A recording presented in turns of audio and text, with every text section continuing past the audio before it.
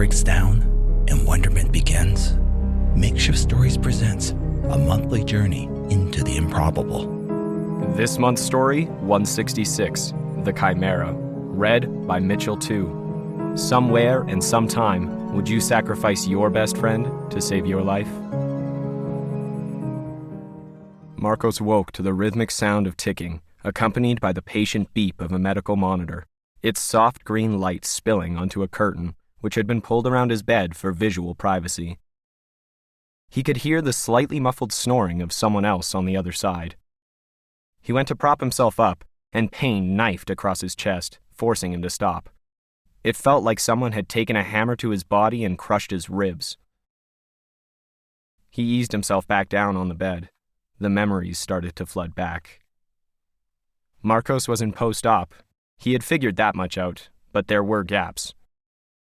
He remembered walking with Napoleon, bundled against the unexpected burst of winter in early September. The weather had been unpredictable in recent years, and the day had started out as a pleasant early fall morning, but ended with a winter storm warning, a warning he and Napoleon hadn't heard until they were an hour into their daily walk, dressed for summer rather than winter, when the low clouds began to roll in on an angry northern wind, steel gray, roiling with menace and pregnant with snow. The temperature had dropped 15 degrees in a few minutes, forcing them to turn around. They jogged for home as fast as Marcos' compromised heart would allow. He had been on the edge for years, the stented blood vessels at their best on a warm day, passing barely enough blood to his heart to keep it working. With the sudden cold, they contracted, squeezing the blood flow past the critical level. The shock of a knife-edged pain suddenly pierced through Marcos' chest, and he found himself lying on the ground in the fresh, slushy snow, writhing, staring up at a bewildered Napoleon. His lifelong companion was desperately tugging at his pocket, trying to extricate his phone.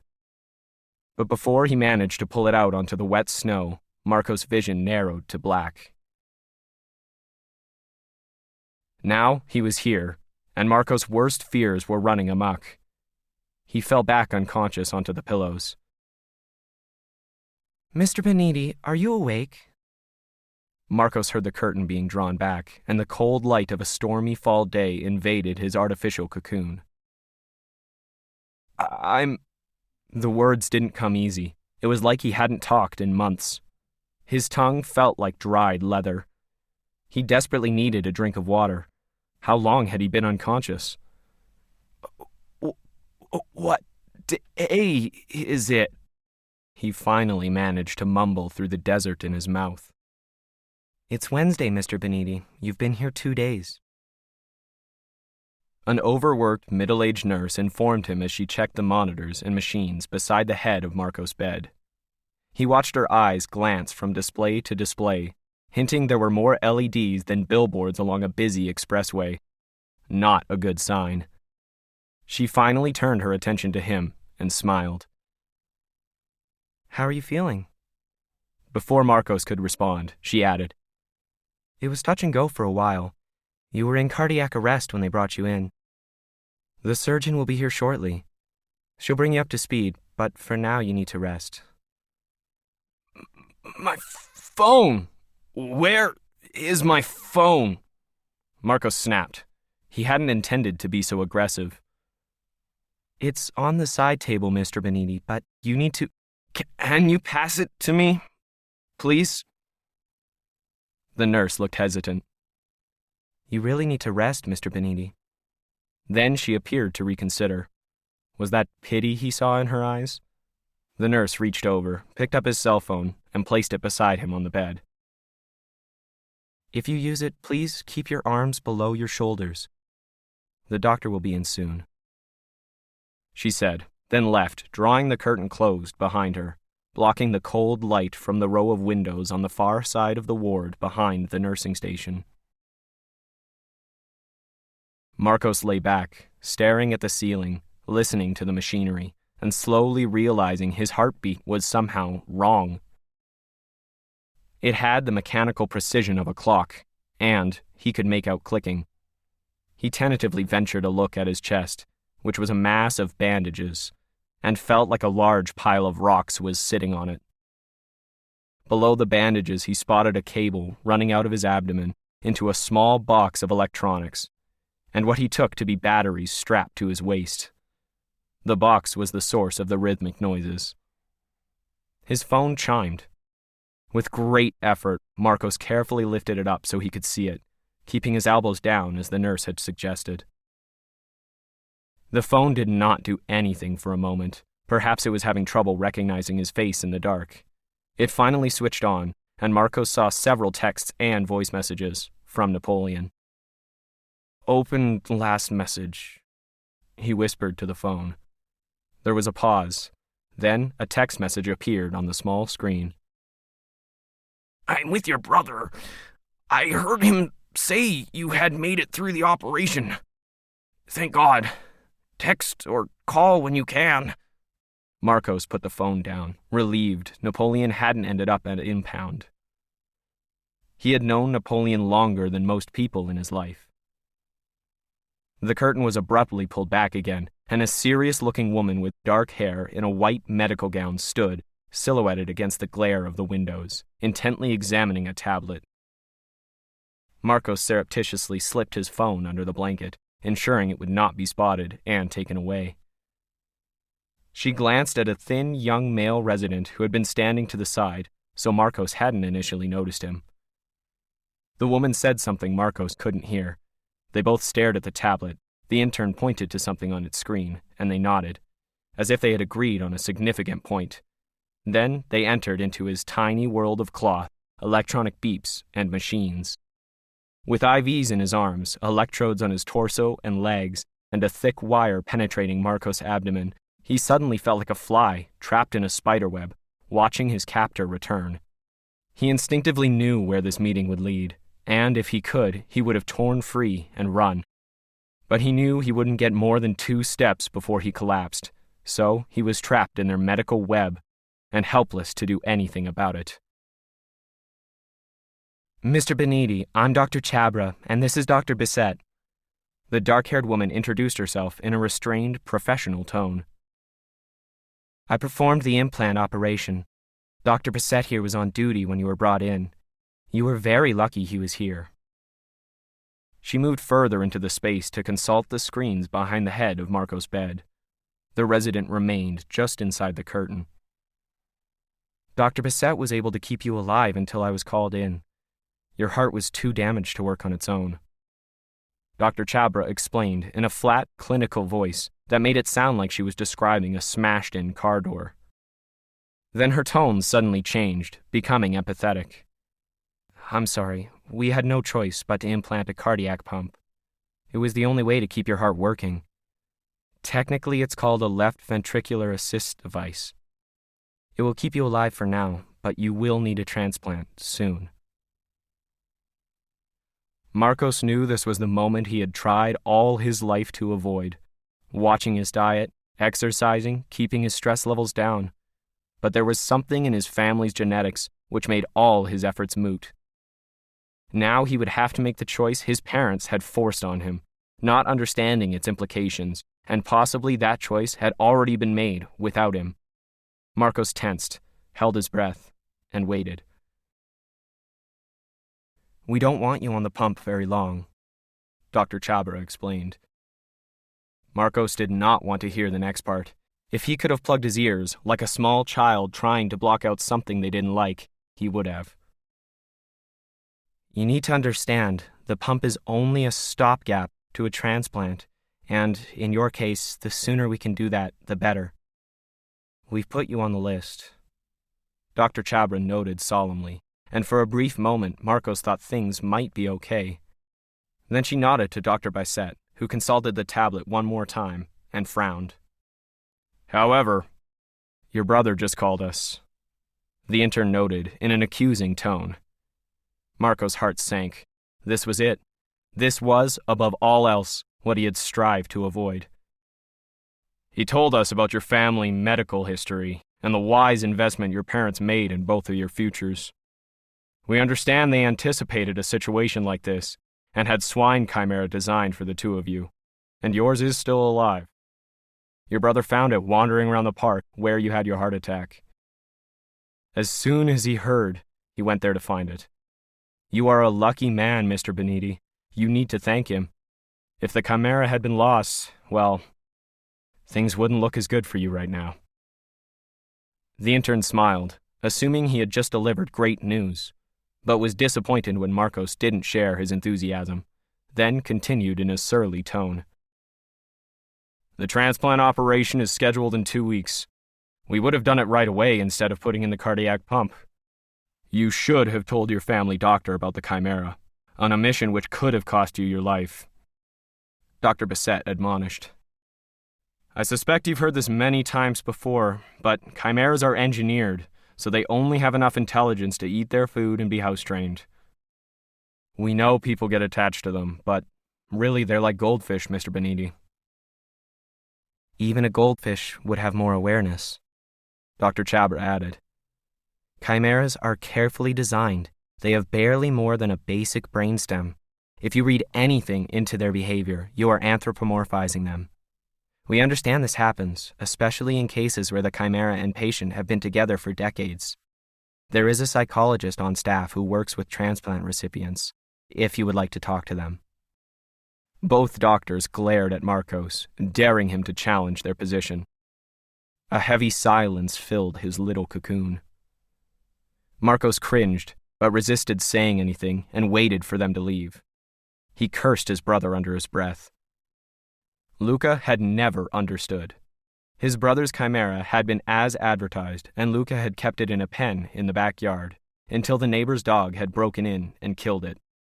Yes, Luca might have changed his mind about where to keep a chimera, but to this day, Luca didn't understand Marcos' relationship with Napoleon, or why Marcos had even bothered to name the chimera. After all, his brother would say, a chimera was simply a container for spare parts. Why bother naming something akin to a plant? Anger began to cloud Marcos' thoughts. He and Luca would never agree, and for Napoleon's safety, he could never tell his brother the truth.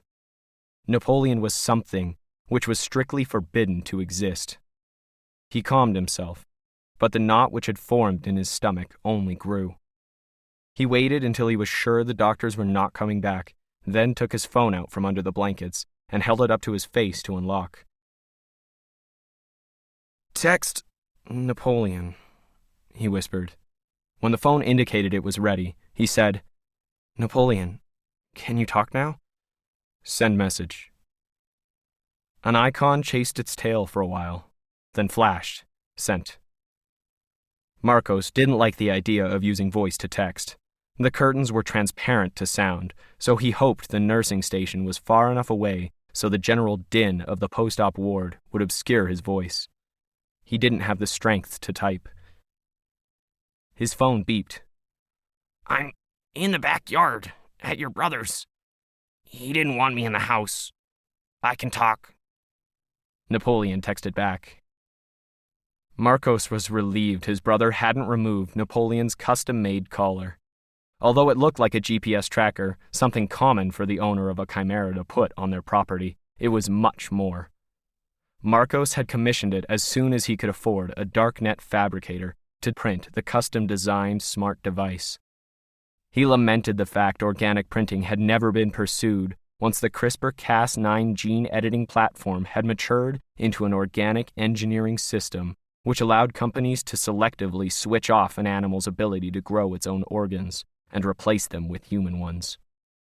It was a process with a much higher profit margin than organic printing, and the company which held the patent kept the technology priced to maximize their returns without making printing economically practical, which in turn kept the process exclusive and out of reach for most people. But Marcos' parents had been the exception, and yet even they had been forced to cut costs by using a quasi-legal offshore company. Are you okay? Why did you wait in the park? Marcos whispered into the phone. Was afraid. I didn't know what to do. I'm not supposed to know how to get home, remember? So I acted lost and confused, like the thing I'm pretending to be. I know you didn't have a choice, Marcos agreed, but wished his friend had taken a risk for once. For decades, Napoleon had been forced to hide his intelligence. It was highly illegal to use human genes to alter an animal brain, and even an offshore biotech company wouldn't risk designing such an edit. Once both of them were old enough to understand such things, they had come to the conclusion Napoleon had been a mistake, an unintended artifact of the bargain basement arrangement Marco's parents had made, so they could afford 2 chimeras, one for each of their potentially genetically flawed sons. But there was no way to really know. Marcos and Luca's parents had been scrupulous in the eradication of any information beyond the required license, presumably faked, and the implanted RFID chip still embedded in Napoleon's left shoulder. I was afraid you had died, Napoleon texted. They wouldn't let me near the ambulance. I used your phone to call 911, so they thought you made the call. They pushed me away. One tried to kick me. He thought I was a stray. I heard him complain about how chimeras are so dumb. They just keep wandering off, and should be locked up in a compound and not allowed to live in their owner's home. So I hid and watched them work on you. The other one said you had no pulse. I was afraid you were dead. Can we use voice? Not now. Too many people around. We can't risk them hearing you. Marcos whispered into his phone. Keep to messaging. The caller translated Napoleon's sub-vocalizations into text. When they were alone, the human pig chimera was perfectly capable of holding a verbal conversation. Marcos was never really sure how intelligent Napoleon actually was. He had taught his friend how to read, but what level the chimera was at, he would probably never know, and suspected Napoleon hid some of his ability even from him. If you're outed, we both know that wouldn't be good, Marcos whispered. It's been too long, Napoleon. We've been friends for too long to risk discovery now. But my idiot brother, I know he was only doing what he believed was right. He told them about you. There was no response for a few minutes. Oh, Napoleon texted. They'll enforce the harvesting clause, won't they? They started the process without my consent. Luca must have signed the release while I was unconscious. Marcos whispered reluctantly. When? 14 days. Marcos paused, then added, hopefully. Is there any way you can get out of the yard? And then what? They'll track my chip, and you need my heart. Not necessarily. They installed a cardiac pump. Some people have lived for months, even years, with one until a transplant is available. If you disappear, they'll put me back on a waiting list. I'll be okay, and once I get a new heart, there will be no reason to harvest you. You're my best friend, Napoleon. I can't let them do that. No, Marcos. Napoleon began to respond, then stopped suddenly. Marcos could hear his brother's voice in the background. The chimera had turned the caller's microphone on. Napoleon! Luca demanded, in a voice reserved for disobedient dogs. Come! There was a pause, and some grunting. Napoleon playing his role, Marcos guessed. Come here! Luca demanded, then dropped his voice. I keep forgetting you're too stupid to understand. You're a four-legged vegetable. I don't know how my brother can live with a thing like you in his house. There was another pause, rustling, then distorted muffled sounds as Luca grabbed the chimera's collar and dragged him. Napoleon squealed in protest. Okay then, don't eat if you're that stubborn. You won't starve anyway. They're already on their way over to put you into quarantine. They'll keep you alive until the transplant. Luca cursed. Marcos heard the door slam. Okay then, he whispered into his phone. It's decided. You need to leave now. There's a spot behind the composter where the earth is soft. You can dig under the fence in a few minutes and be gone. Marcos waited, anxiety beginning to foam through his body. Napoleon, I can tell you're still there. I can hear you breathing. Napoleon didn't answer. Instead, Marcos could hear his friend beginning to eat.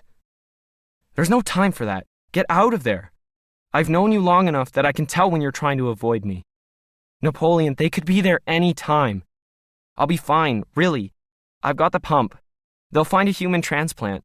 There's car accidents every day. Go.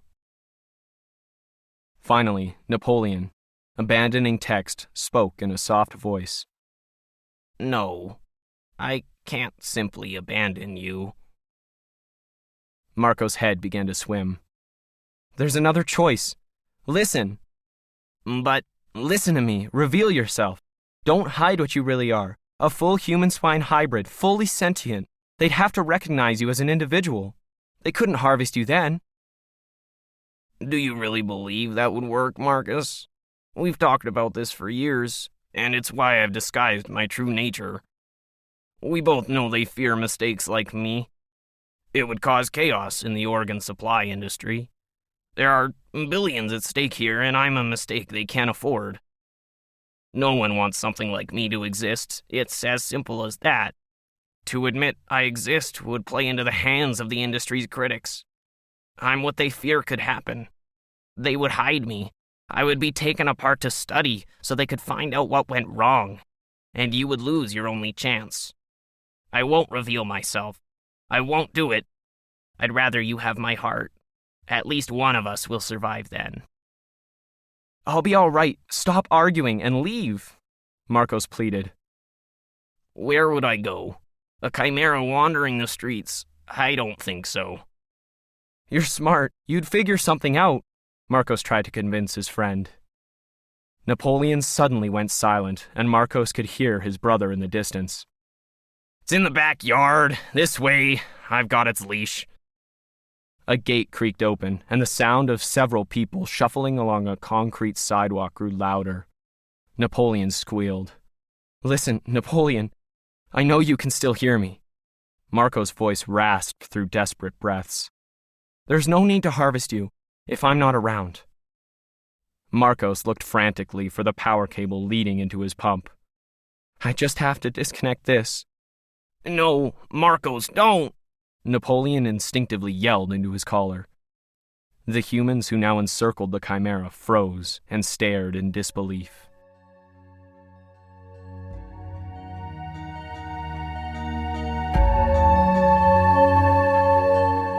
Makeshift Stories is a proud member of the Alberta Podcast Network, powered by ATB Financial. To listen to other great APN podcasts such as That's a Thing, a sometimes belated, already outdated guide to your teens, tweens, and everything under 20, please head over to albertapodcastnetwork.com. Want digital banking that works for you? Sign up for an ATB, no-fee, all-in account. By doing most of your banking digitally, you'll avoid paper fees, monthly fees, and get unlimited digital transactions. It's 24/7 banking at its finest. To find out more, head over to atb.com. Makeshift Stories, Somewhere Sometime, is released once a month between the 15th and the 20th. This month's story was written by Alan V. Hare and read by Mitchell Tew. Opening and closing music was composed and recorded by David Hume. You can find more about David at davidhume.me. If you'd like to connect with us, please send an email to makeshiftstories@gmail.com or visit our website at makeshiftstories.com. You can help us out by telling your friends about us and getting them to head over to Apple Podcasts to subscribe. Makeshift Stories is released under a Creative Commons non-commercial attribution, no derivative license, which means that you are free to share our stories. Just remember to credit us and don't alter anything.